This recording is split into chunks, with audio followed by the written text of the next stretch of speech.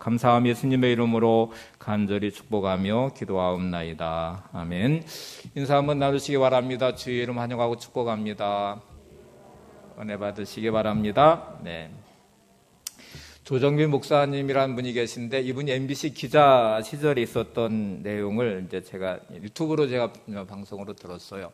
이분이 기자를 할 때 후배 기자 하나가 경상도 출신의 기자인데 경상도는 이 쌍시옷 발음이 안 돼요. 이 치명적인 약점이기도 하죠. 기자는 정확하게 이제 잘 언어를 전달해야 되는데 이제 가을에 추수 때가 돼서 이제 이 후배 기자가 김포 들녘에 나가서 뉴스 시간에 이제 이 올해 추수에 대한 이 방송을 해야 되는 시점이 됐는데 걱정을 많이 하더라고요.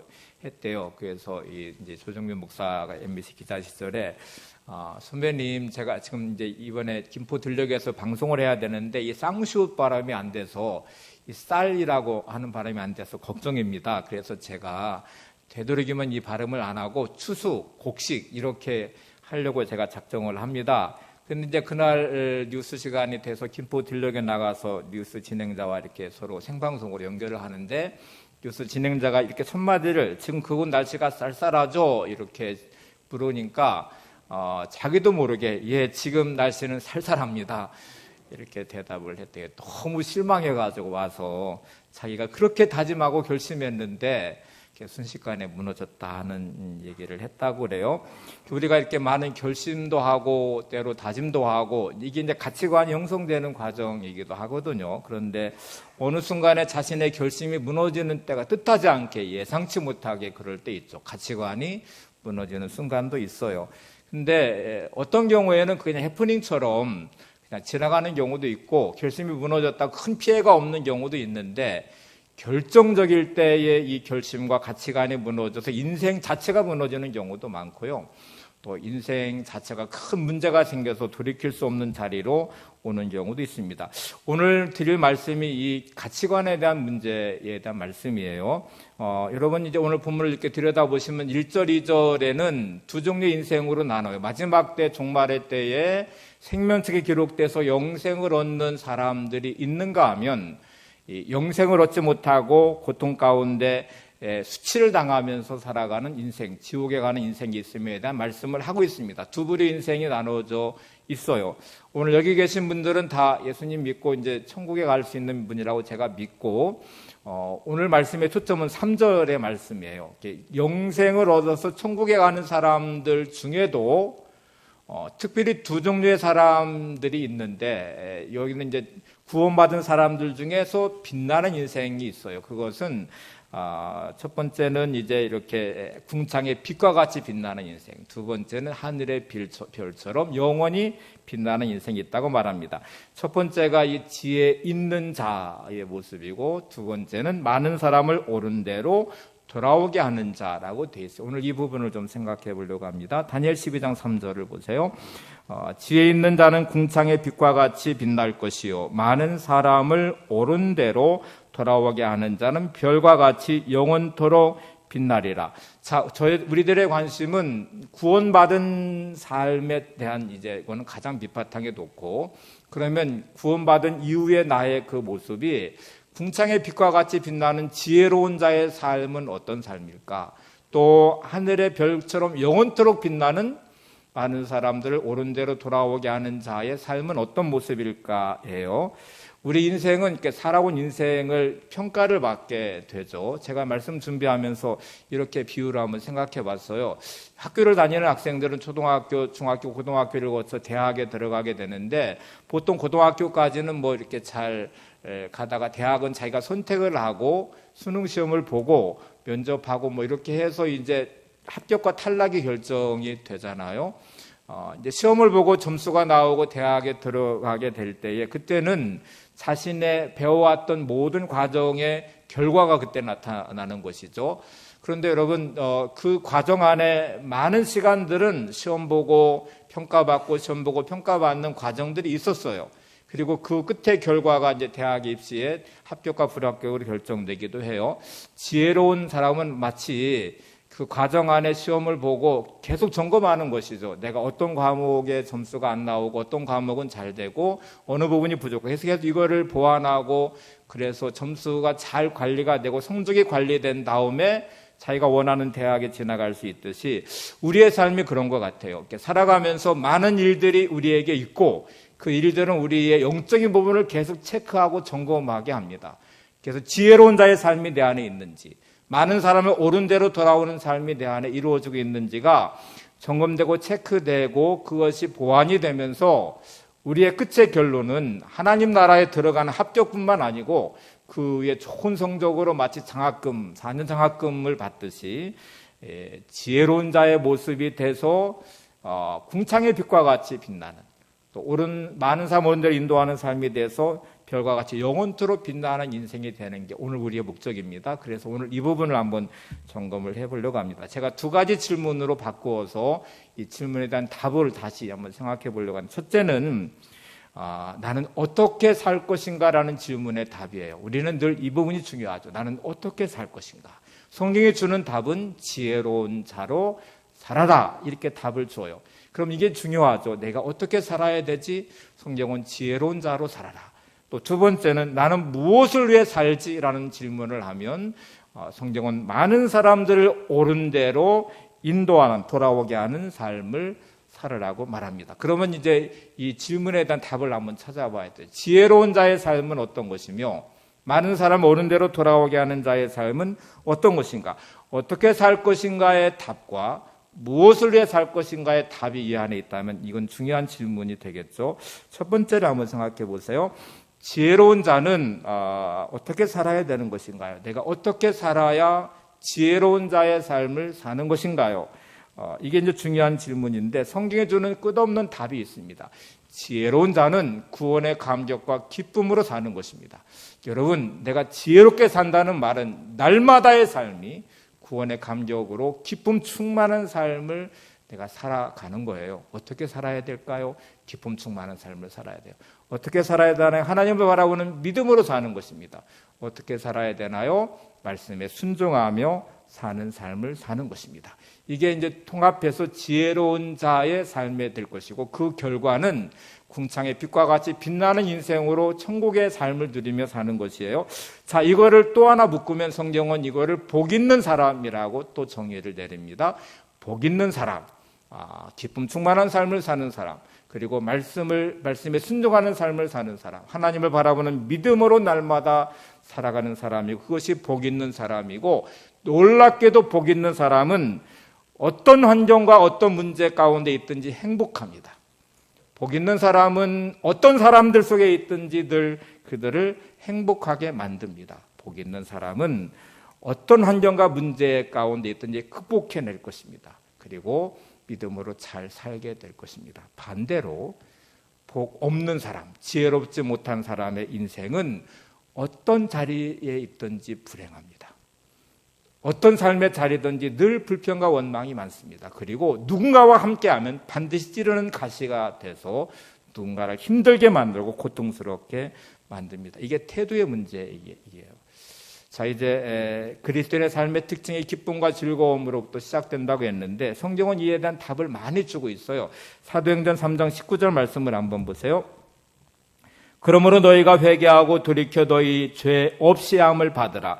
이같이 하면 새롭게 되는 날이 주 앞으로부터 이를 것이요. 너희가 회개하고 돌이켜 죄 없이 함을 받으라. 구원받은 사람이 되라는 거예요. 그러면은 너희 삶이 새롭게 되는 날이 주 앞으로부터 이를 것이다. 새롭게 된다는 말이 이전 개역 성경에 보면 유쾌하게 되는 날이라고 되어 있고 원어에도 기쁨 충만함, 유쾌하게 된다는 의미가 들어있어요.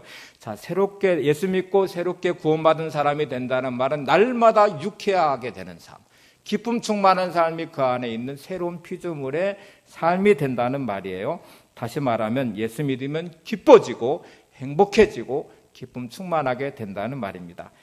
여러분, 하나님을 만나면서 오는 기쁨의 회복이 있으셔야 됩니다. 기쁨 충만한 삶이 되셔야 돼요. 왜냐하면 하나님은 기쁨의 근원이 되시고 기쁨의 창조자이시고 기쁨을 수요하시는 분이에요. 이걸 어떻게 설명할까 제가 생각하다가 여러분이 다 쓰는 핸드폰을 한번 생각해 봤어요. 핸드폰은 기종에 따라서 기능은 다르겠지만 공통점이 하나 있어요. 쓰시면 배터리가 점점점 줄어들어 방전된다는 사실이에요.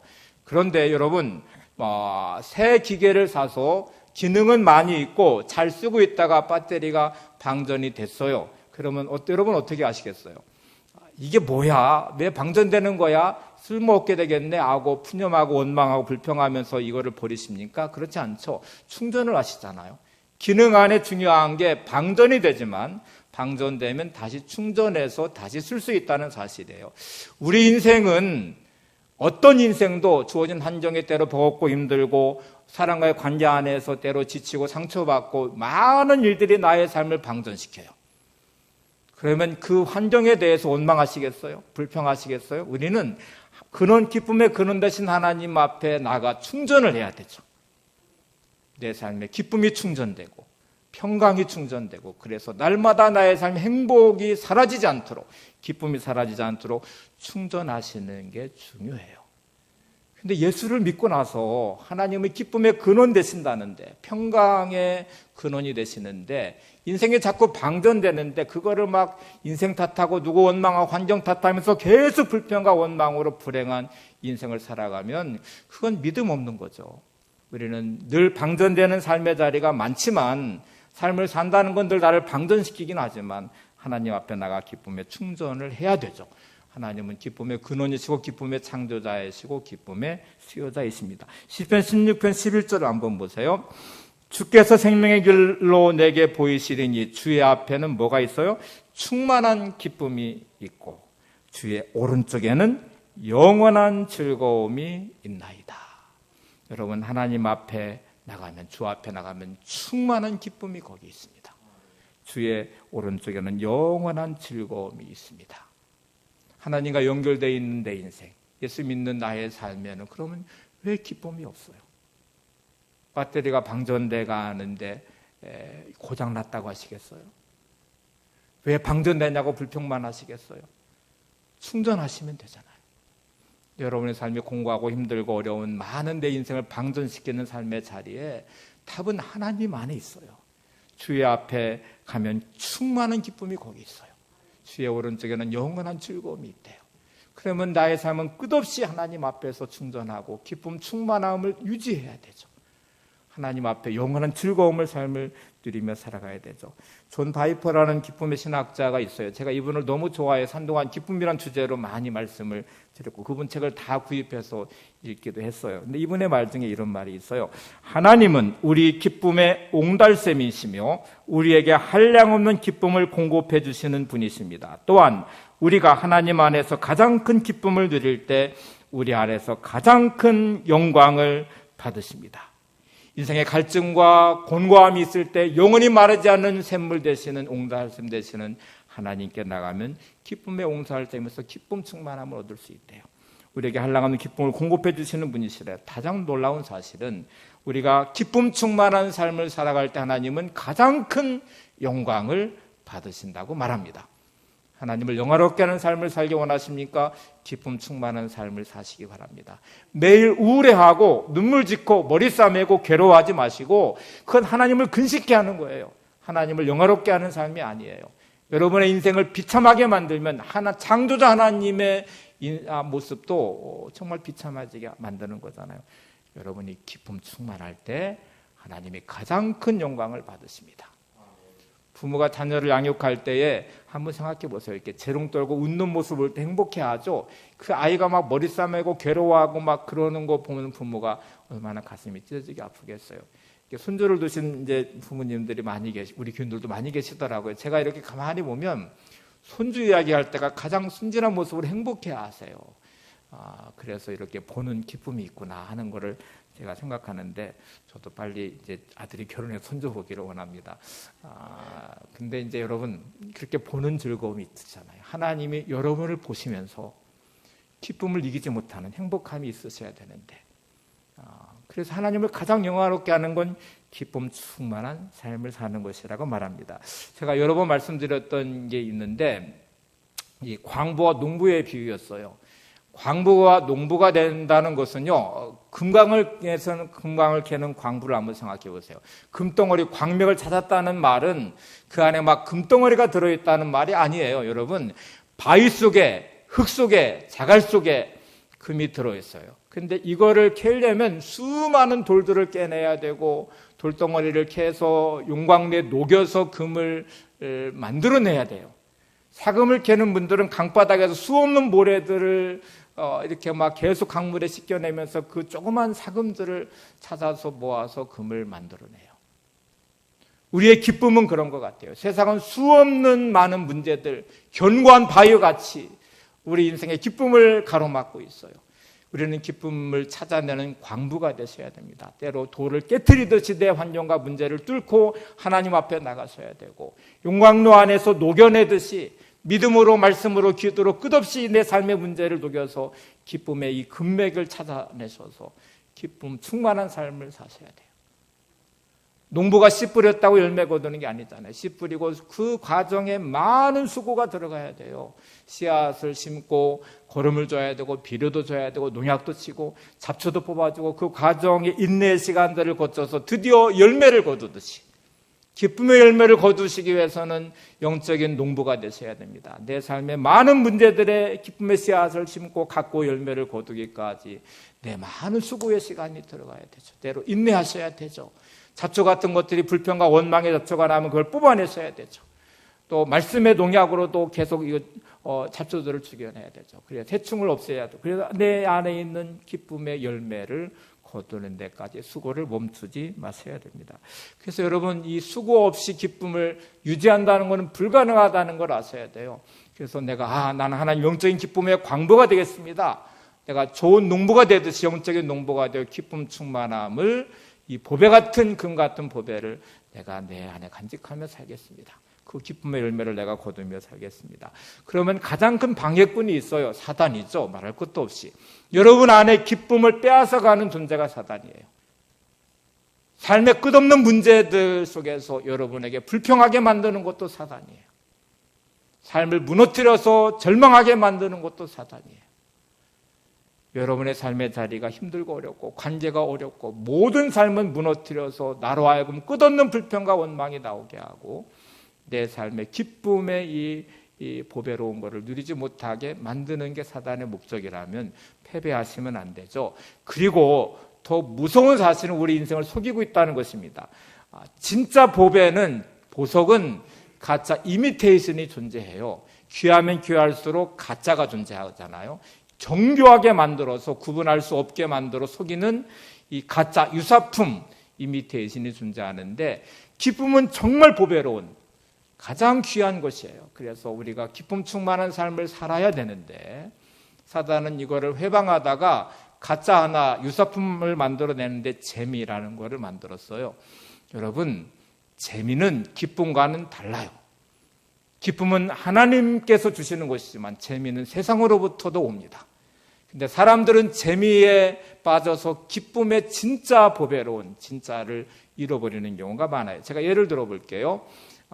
노름을 하시는 분들 막 밤새는 줄 모르고 노름을 하세요. 근데 이분들이 말할 때, 야, 내가 밤새도록 노름하니까 기쁨이 충만해, 이렇게 말하지 않고요, 재밌다고 말해요. 오락실에서 아이들이 막 밤새도록 컴퓨터 오락을 하는 아이들이 기쁨 충만하다고 말하지 않고 재미있다고 말해요. 세상은 재밌는 게 참 많습니다. 그 재미에 빠지다 보니 하나님이 주시는 진짜 기쁨을 누리지 못하는 사람들이 얼마나 많은지 몰라요. 재미는 사단이 만든 정교한 유사품이라는 걸 아셔야 돼요. 우리가 추구하는 것은 하나님이 주시는 기쁨, 세상에 빼앗을 수 없는 기쁨, 구원의 감격과 기쁨, 하나님이 주시는 평강. 평강과 편안은 달라요. 평화와 편안은 달라요. 세상은 편안함을 줍니다. 여러분 돈을 많이 벌으시고 좋은 이렇게 기계나 물건들 좋은 집에 살면 편안하기는 하죠. 근데 평안과는 달라요. 평안과 평강은 하나님께로부터 오는 것입니다. 세상에 빼앗을 수 없는 거예요. 편안함에 빠져서 평강을 놓치는 사람이 되시면 안 되죠. 자, 여러분, 부풀려서 진짜같이 만드는 걸 우리가 허풍이라고 말하고, 이거를 그렇게 빠진 사람은 과대망상증이라고 말하는, 이소부화에 보면 잘하는 이야기 하나가 있어요. 파리와 닭과 뻐꾸기가 있는데 서로 자기가 잘났다고 막 자랑을 하기 시작해요. 한번 좀 여러분도 잘 아시는 내용일 것 같아요. 파리가 어느 날 자기 자랑에 빠졌어요. 야, 내가 얼마나 대단한지 너희들 아느냐? 내가 마차에 앉아서 날갯짓을 하면 마차가 움직여. 내가 마차를 움직이는 능력이 있어. 이렇게 말을 했어요. 어느 날 아마 파리가 마차 위에 앉아서 날갯짓을 하니까 마차가 움직였나 봐요. 그러니까 마치 그게 자기 능력처럼 착각해서 마치 내가 날갯짓하면 마차가 움직인다고 허풍을 떨기 시작했어요. 그랬더니 닭이 말하기를, 야, 뭐 그거 대단하냐? 야, 나는 지륵같이 어두운 밤에 내가 울잖아? 그러면 태양이 떠올라. 날이 밝아. 이렇게 말을 했어요. 대단한 능력인 것처럼 보였죠. 어느 날 닭이 울었더니 태양이 떴나 봐요. 자기의 능력인. 뻐꾸기가 뭘 그거 대단한 능력으로 자랑하냐. 나는 내가 울으니까 겨울이 지나가고 봄이 와. 계절을 바꿔냈대요. 다 과대망상증이죠. 정말 많은 사람들이 이 과대망상증에 빠져 있어요. 내가 마치 능력 있는 것처럼 착각해. 뭔가 이루면요, 내가 대단하다고 말해요. 교만해지기 시작해요. 안 되면 절망하고 좌절해요. 여러분, 저와 여러분 그런 능력이 없습니다. 날마다 하나님의 은혜로 살아요. 주신 생명으로 살아요. 내가 뭔가를 했다면 그건 하나님이 주신 은혜지 내 능력이 아니에요. 근데 우리는 교만해져요. 마치 내가 이룬 업적이 대단한 것처럼 착각하기 시작해요. 돈을 많이 벌어서 재벌이 되면 그게 자기의 능력인 것을 착각해요. 뭔가 자리에 올라가면 자기 능력을 착각해요. 근데 여러분, 한순간 은혜를 잊으시면 안 됩니다. 우리는 태양과 같이 발사체가 아니에요. 스스로 빛을 내는 존재가 아니고 달과 같이 반사체예요. 태양빛을 받아서 반사하는 거잖아요. 주신 은혜로 생명으로 내가 살아가는 것이기 때문에 날마다 겸손하셔야 됩니다. 기쁨을 만드는 능력이 우리에게 없어요. 여러분, 우리는 이기적인 존재고요. 죄성이 있고요. 그런 우리 안에 탐욕과 욕망이 작동하고 교만함이 들어있고, 그래서 스스로 만들어낼 능력이 없어요. 기쁨은 하나님께 있습니다. 기쁨의 근원은 하나님이십니다. 그러므로 기쁨을 누린다는 말은 하나님과 연결된 인생을 사는 것이고, 평강을 누린다는 말은 하나님과 연결된 인생을 사는 거예요. 그러면 기쁨의 근원 되신 하나님은 언제 기뻐하셨을까를 들여다보시면 우리의 기쁨의 자리가 어딘지도 금방 찾을 수 있어요. 세 가지만 좀 말씀드려 볼게요. 짧게 말씀드릴 겁니다. 하나님이 성경에 가장 먼저 등장하는 기쁨은 세상을 창조하시고 누리셨던 기쁨이었어요.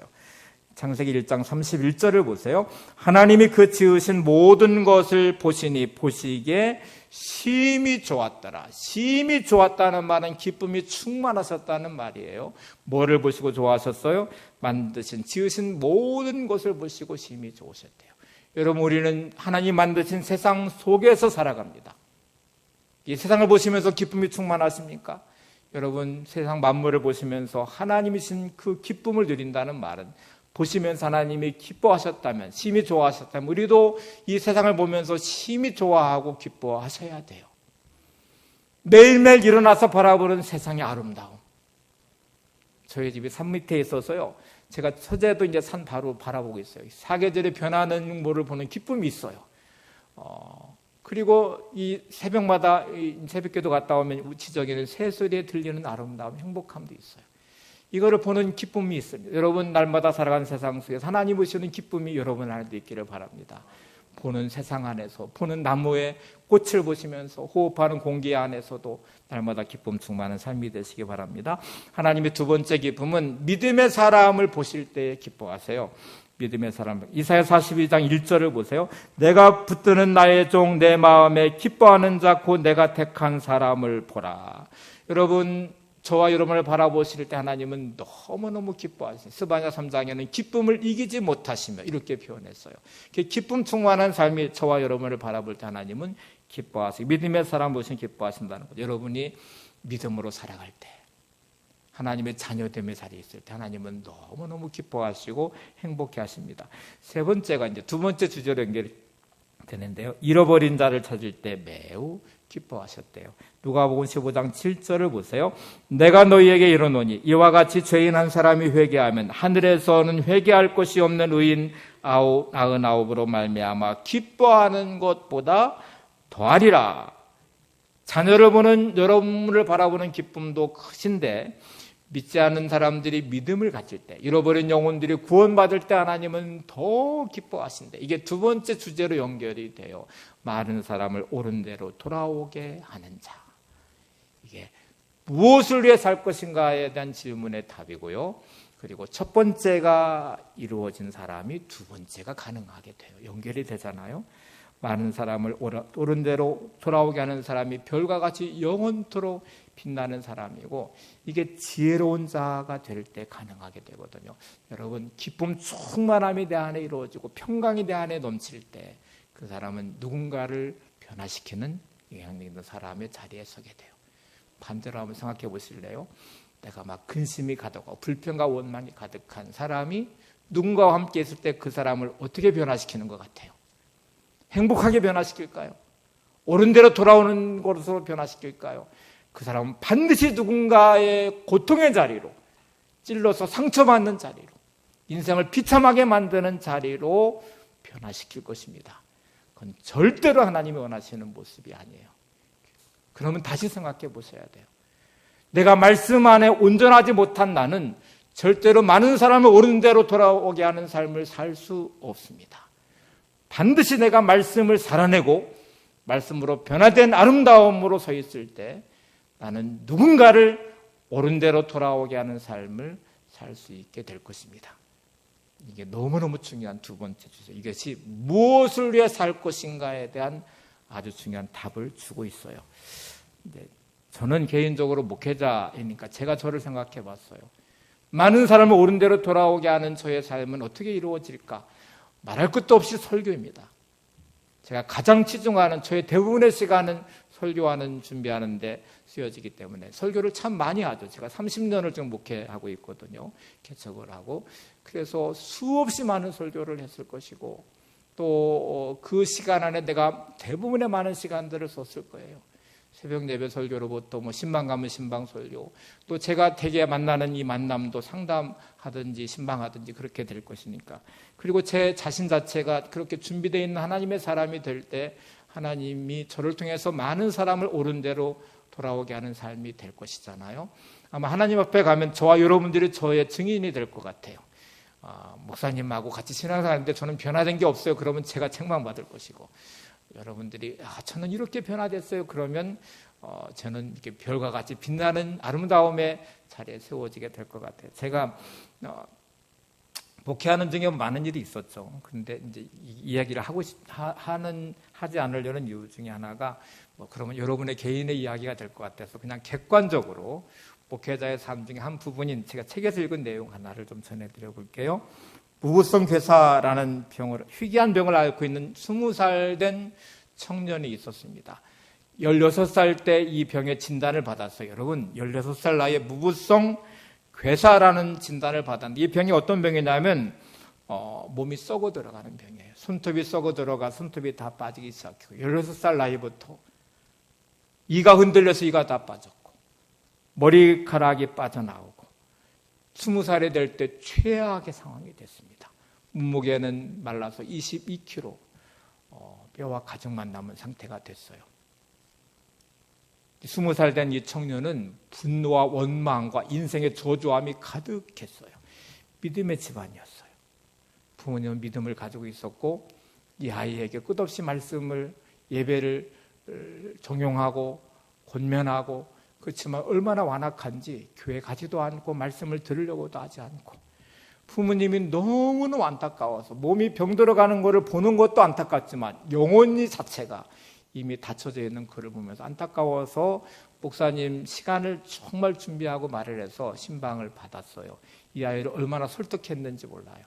그리고 목사님이 와서 신방을 하는데 돌아서 버렸습니다. 보지도 않으려고 하고 어떤 말도 들으려고 하지 않아요. 그는 막 분노를 쏟아냈어요. 자기 인생에 대한 분노, 부모님에 대한 분노, 하나님을 원망하는 분노.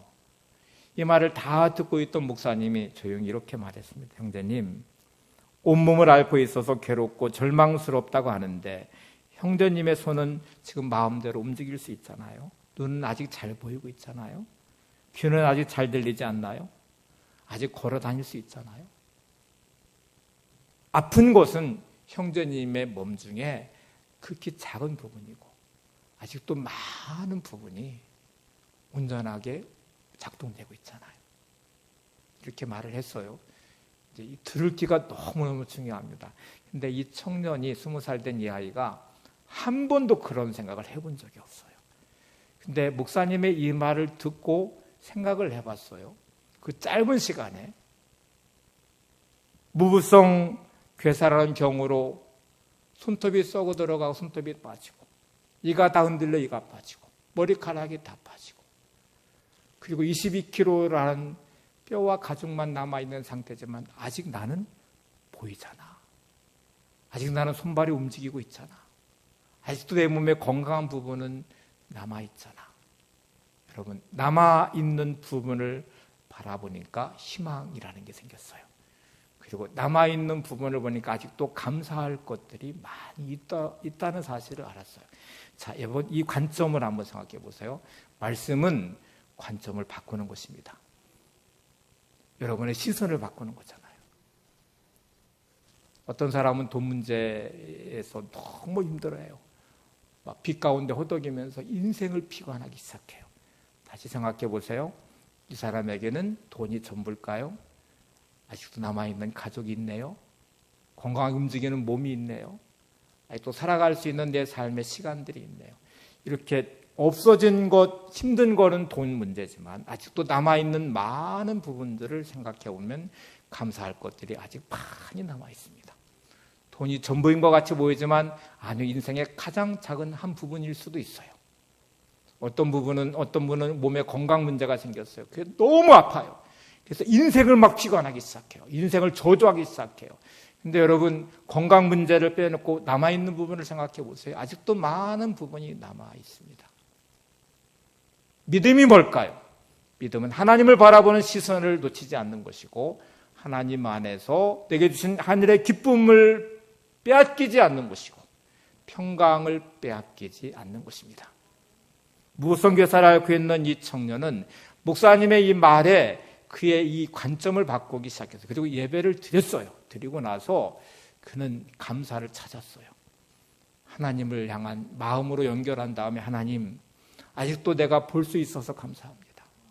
아직도 손발을 움직일 수 있어서 감사합니다.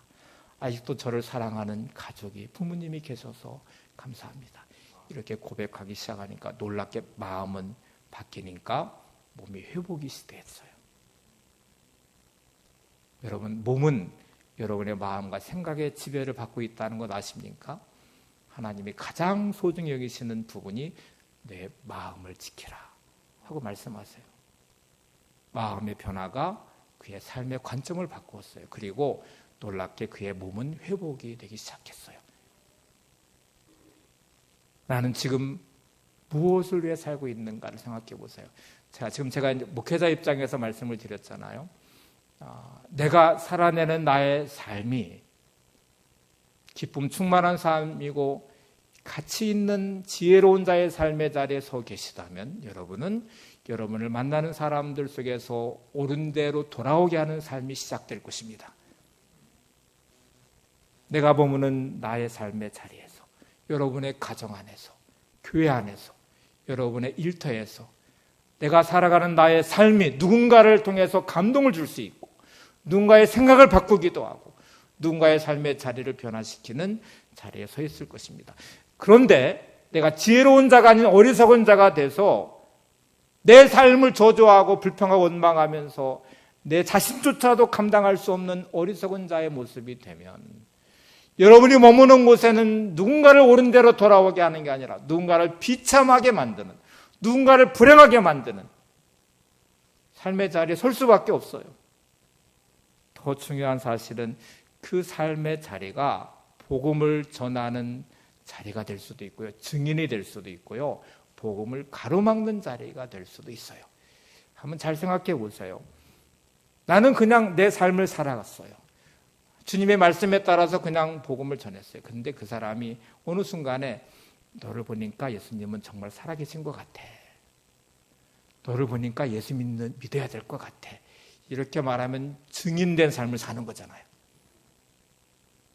근데 너 믿는다고 말하지만, 말도 잘하지만, 전도한다고 하지만, 야, 너를 보니까 예수 믿고 싶지 않아. 네가 믿는 하나님은 나 진짜 믿고 싶지 않아. 이렇게 말하면 복음을 가로막고 있잖아요. 이제 이 가치라는 부분을 생각해 보실 때, 진정한 가치라는 게 뭘까? 여러분, 오늘 이 가치 있는 삶의 모습, 무엇을 위해 살 것인가는 가치의 문제예요. 가치는 어떤 것에 대한 값이에요. 가치를 규정할 때 정의는 그 가치가 부여된 만큼의 값이 들어간다는 말이거든요. 예를 들어서 이제 여기 서 있는 마이크하고 여기 있는 마이크가 있습니다. 여러분, 이 마이크를 살 때에는 이 가치에 따라서 이 값이 달라요. 돈을 지불할 때는 이 정도의 가치는 있어 라고 말하면 돈을 지불해요. 여러분들이 어떤 물건을 살 때도 마찬가지예요. 근데 이 정도의 가치는 없는 것 같아 하면 돈을 지불하지 않잖아요. 가치라는 말은 그것에 대한 값인데, 이거를 그럼 나의 가치는 어디에 있는 거야? 라고 물어보시면 금방 점검할 수 있어요. 내 시간을 어디다 쓰고 있는지, 나의 돈을 어디다 쓰고 있는지를 보시면 여러분은 그것에 가치를 부여하고 있는 것입니다. 사업하시는 분들은 말할 것도 없이 돈에 대한 가치를 부여하시는 거죠. 그래서 돈을 벌어야 돼 라고 말하니까 나의 시간의 대부분을 거기에 열정을 다해 쏟으실 것이고, 또 거기다 돈을 쓰시면서 그거를 통해서 뭔가를 이루고자 하실 거예요. 학자는 가치를 어디다 두냐면 돈의 가치를 두면 안 되죠. 학자는 학문적인 업적의 가치를 둘 거예요. 그러면 그 많은 시간을 연구하고 학문적 업적을 통해서 이루는 일을 할 거예요. 권력을 추구하는 사람들은 권력의 가치를 두면요, 돈을 막 써서라도, 시간을 써서라도 권력의 자리로 가려고 할 거예요.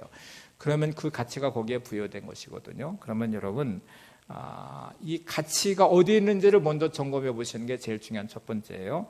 헬렌 켈러 말 등에 이런 말이 있습니다. 많은 사람들은 진정한 행복이 무엇인지 잘 모르고 있습니다. 행복은 자기 만족에서 얻어지는 것이 아니라 가치 있는 일에 충실할 때 얻어지는 것입니다. 행복은 언제 얻어진다고요? 자기 만족으로 얻어지는 게 아니라 가치 있는 일에 충실할 때 얻어지는 것이래요. 그러면 가치 중에 진짜 가치와 가짜 가치가 있을 거예요. 진짜 가치는 뭐냐면 하나님 앞에 설 때까지 의미 있을 때가 진짜 가치예요. 가짜 가치는 사단이 말한 유사품에 말씀드렸듯이 그거는 이 땅에서만 유효하고 하나님 나라 가니까 유효하지 않아요. 그러면 그건 가짜 가치예요. 속으신 거예요. 그러면 또 이렇게 질문할 거예요. 그러면 저 돈 벌으면 안 돼요? 사업하면 안 돼요? 저는 그러면 권력을 추구하면 안 돼요? 저 그러면 학자가 되면 안 되는 거예요? 그렇지 않아요. 여러분, 그게 진정한 가치를 위한 수단이 되셔야 돼요. 자, 지금부터가 중요합니다. 여러분, 하나님 나라까지 갈 때의 가치, 무엇을 위해 살 것인가? 여러분, 돈을 많이 버는 사업가가 된다는 것은 돈이 목적이 아니라 돈을 통해서 무엇을 하시려고 돈 벌으시는 거예요. 가정을 세우기 위해서 그래요. 믿음의 가정을 세우고 싶어요. 그러면 그것도 가치죠. 하나님 나라가 가서도 말할 수 있죠. 내가 돈을 벌어서 하나님의 선한 일에 쓰고 싶어요. 그것도 가치죠. 하나님 나라 갔을 때까지 드러나겠죠. 내가 돈을 많이 벌어서 성공한 사업가가 돼서 복음을 전하는 증인이 되고 싶어요. 그것도 가치죠. 근데 많은 사람들은 그냥 돈 버는 것, 권력을 얻는 것, 온통 나 안에 집중되어 있는 거기에 머물러 있어요. 그게 문제인 거죠.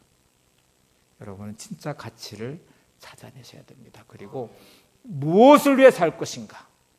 다시 물으셔야 돼요. 또 돈 벌어서 뭐 하려고? 또 권력 얻어서 뭐 하려고? 또 성공해서 뭐 하려고?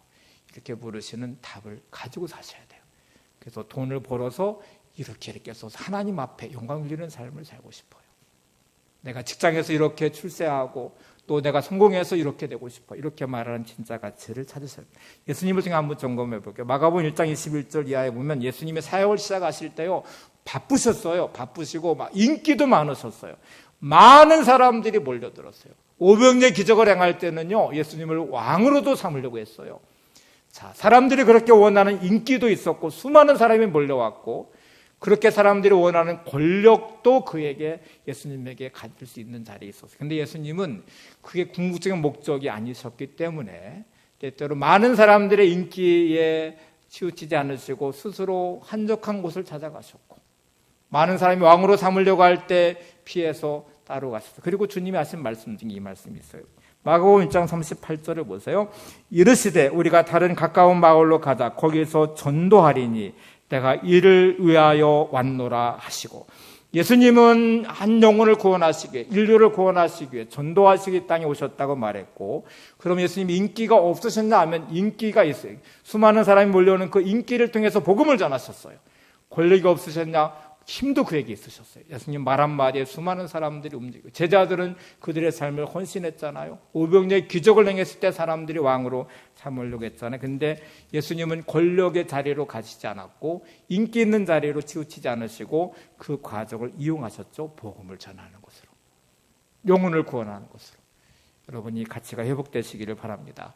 내가 돈을 벌어서, 내가 성공한 사업가가 돼서, 내가 권력을 얻어서, 내가 출세를 해서 하나님의 영광을 드러내고 복음을 전하고, 내가 정말 많은 사람을 옳은 대로 돌아오게 하는 사람이 되고 싶습니다.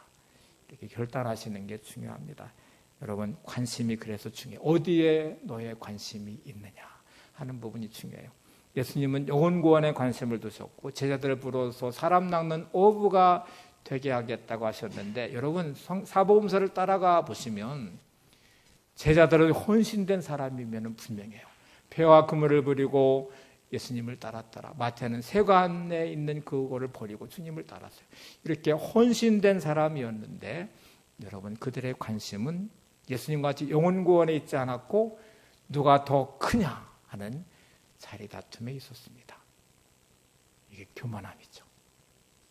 그들의 변화는 혼신된 거는 분명했어요. 그런데 그 안에 교만함이 주님의 가치와 달랐어요. 그들이 주님이 부활하신 이후에 사도행전의 역사를 이루기 전에 그들은 진짜 가치를 찾았고 자신의 모든 것을 거기다 쏟아부어 영혼 구원의 사역을 시작했죠. 여러분, 오늘 이 시간에 이 가치가 바뀌어지는 자리가 되시기를 소망합니다. 내가 성공한 사업가가 되고, 내가 직장에서 높은 자리에 올라가고, 내가 출세해서 어떤 자리에 서기를 원하는 그 궁극의 끝자리는 오늘 이 말씀처럼 무엇을 위해 살 것인가? 답을 찾으셨을 때 많은 사람을 옳은 대로 돌아오게 하는 삶을 살고 싶습니다. 각자 삶의 자리는 다르지만 여러분의 삶의 모습의 가치는 똑같아야 돼요. 저도 여러분도. 하나님은 지금도 하나님 나라의 영웅을 찾고 계십니다. 궁창의 빛과 같이 빛나는 참된 삶을 사는 하나님의 사람들, 또 많은 사람들 옳은 대로 돌아오게 하는 참된 가치를 가진 사람들을 찾으셔서 그 영혼을 통해서 하나님의 일을 이루실 것입니다. 이제 우리 코로나19가 이렇게 지나가, 위도 코로나가 반드시 될 거예요. 어떤 형태로 될 것인데 우리가 전도에 대한 부분을 감당하지 못했죠. 지난 2년여 시간 동안 우리 각자는 이 시간들을 보냈습니다.